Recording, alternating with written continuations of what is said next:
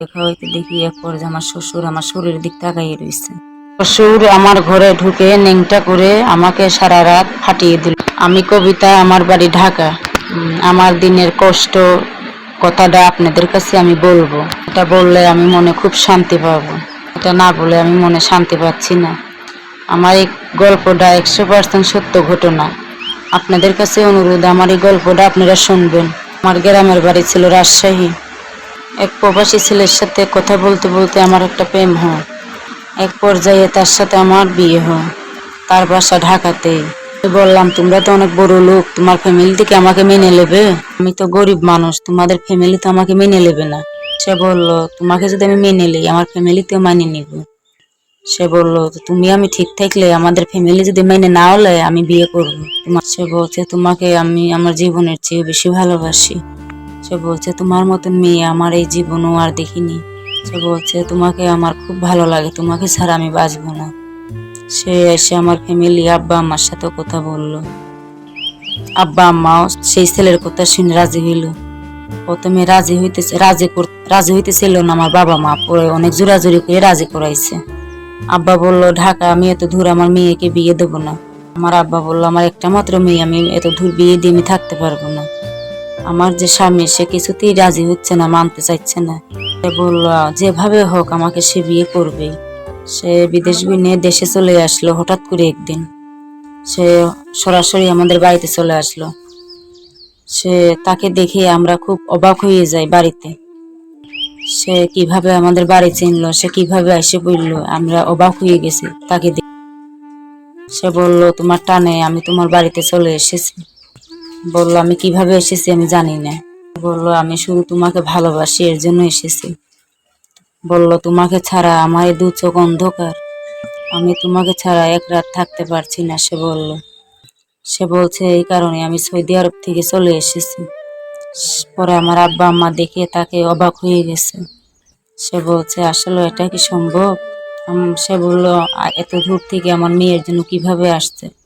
সে বলল যে সত্যি সত্যি আমার মেয়েকে সে ভালোবাসে, না হলে তো এইভাবে আসা সম্ভব না।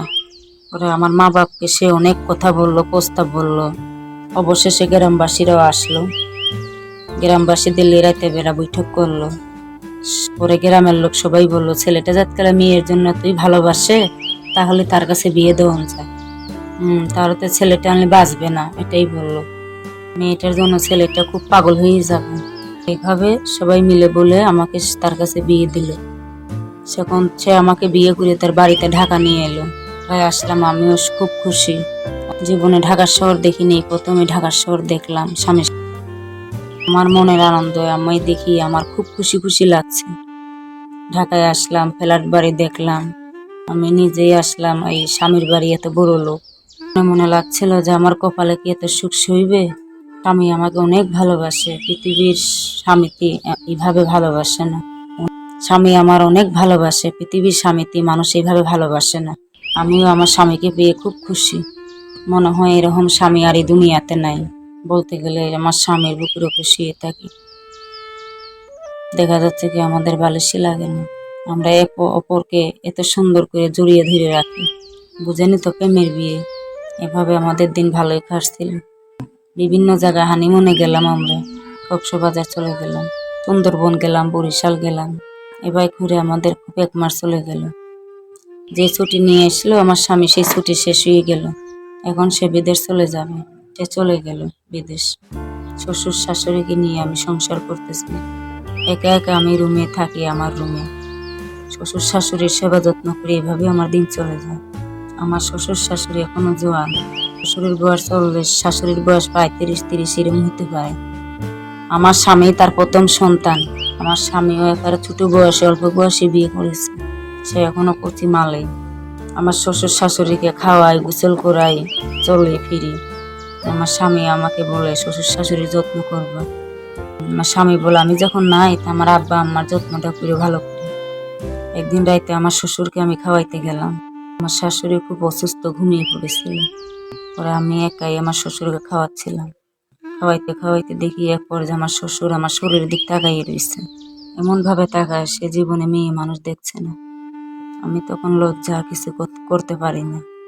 আমি এমনভাবে বলতেছিলাম যে আব্বা ভাতটি খেয়ে এলেন, ভাতটি ঠান্ডা হয়ে যাচ্ছে। শ্বশুর বলল, ভাত খাওয়া লাগবে না, তোমাকে দেখেই আমার পেট ভরে যাচ্ছে। ভাত খাওয়া কি সব? শ্বশুরে বলল।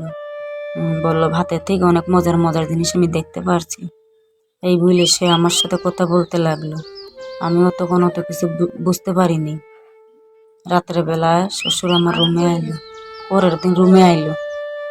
এই সময় রাত্রে 12টা বাজে আমার রুমে আইলো। 2-3 জনের মানুষ, এমন সময় আমি দরজা লাগাই না, খুলেই রাখি। শ্বশুর এসে রাত 12টার সময় আমার খাটে বসলো। আস্তে আস্তে সে আমার মাথার দিকে সে ঘেসলো। আমি তার হাতের স্পর্শ পেয়ে আমি জেগে উঠলাম। জেগে উঠে বললাম যে আব্বা আপনি এখানে কেন? সে বললো, চুপ করো, আস্তে কথা বলো, তোমার শাশুড়ি শুনে ফেলবে। সে বলল আস্তে আস্তে, সে বলল, আমি কি বলি তুমি শুনো। সে বলল, তোমার শাশুড়ি আমাকে এখন আর কিছু দিতে পারে না। সে বলল, আমার তখন ভরা যৌবন। সেও বলছে, তোমার যৌবন এখনো পুরা ফেটে যাচ্ছে, আমার ছেলেও তো দেশে নাই। সে বলল, তুমি এভাবে কিভাবে একা একা রাতটি কাটাও? সে বলল, আমি কি তোমার সাথে রাতটা থাকতে পারি না? বললাম, আব্বা আপনি কি বলেন, এখন তো আমি কিছু বুঝতে পারছি না। সে বলল, তুমি কেন বুঝো না? সে বলল, আমার ছেলে তো এখন দেশের বাহিরেই আছে, আমাদের বাড়িতে তো লোকজন নাই, খালিই থাকে। সে বলল, আমরা কি দুজন খেলা করতে পারি না? বললো, তোমার স্বামীও বুঝবে না, তোমার শাশুড়িও তখন বুঝবে না। যখন তোমার স্বামী আসবে তোমার স্বামীর সাথে থাইকো, এখন তোমার যৌবনটা তুমি ভোগ করো, আমারও কাজ চলবে, তোমারও কাজ চলবে। এই বলে সে আমার শরীর টুলে হাতাতে বললো। বললো, তুমি খুবই সেক্সি। আমি যখন আমার কাপড় চোপড় সামলাইতে শুরু করলাম, সে আমার কাপড় চোপড় জোর করে খুলতে চাইলো। সবকিছু খুলে এক পর্যায়ে ন্যাংটা করলো। সে শারীরিক সম্পর্ক আমার সাথে করলো।